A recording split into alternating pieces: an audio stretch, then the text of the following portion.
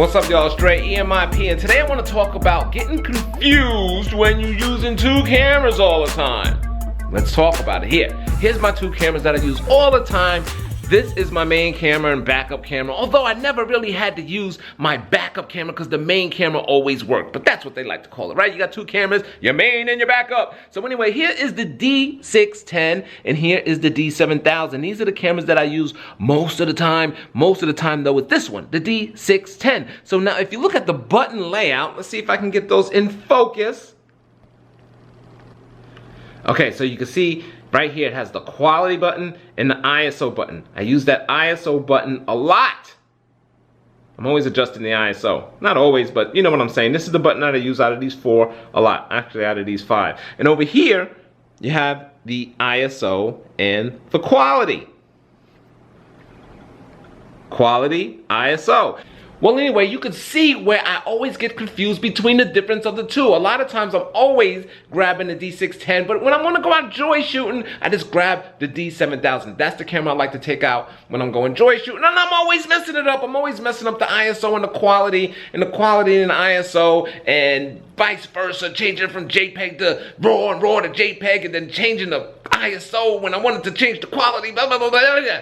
You get my point, right? Well, anyway, then when I go back to the D610, I'm kind of used to the ISO being up top, the second button, but it's not, it's on the bottom. And then it just totally confused me from going back and forth and back and forth. And here's a funny story. I had the D610 for about a year now, okay? This is my go-to camera, it's my favorite camera. Anyway, I had it for about a year now, but when I first got it, I wasn't quite used to, you know, the camera itself. You know, I was kind of really used to the D7000. And as you can see, they are very similar type cameras, you know. So anyway, I went to grab my D610, but I didn't. I grabbed the D7000, and I had the D7000 the whole shoot. And the whole shoot, I'm like, hey, this ISO, something's not right with this camera. It's not...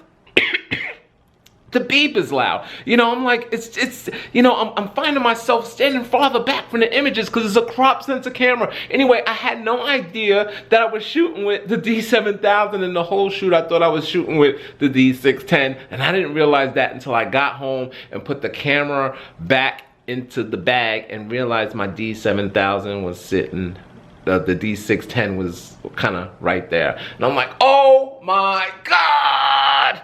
Anyway, so that's a funny story. Anyway, so you got your main camera, you got your backup camera. I think nowadays, if you got the newer cameras, if you keep your cameras kind of new, I think the button layout and everything is the same. I'm not quite sure on that, but you know, I need something where it's going to be the same because I'm confused and I'm never going to get it right. So anyway, this is a quick story, and there's something I want to tell you or share with you, you know, what messes me up when I'm going between the main and backup to main, or first camera to second camera, or whatever. Anyway, does that mess you up? Do you have two cameras when you go back and forth? Does your button layout? Do you remember how to work both cameras? Anyway, let me know in the comments if you have trouble with your cameras just like me, or am I the fool? You can put that down in the comments as well. Anyway, want to share the story. Thanks for watching. I'm Dre. EMIP out. A couple people in the comments was like, oh, what's EMIP stand for? And I was like, oh shit!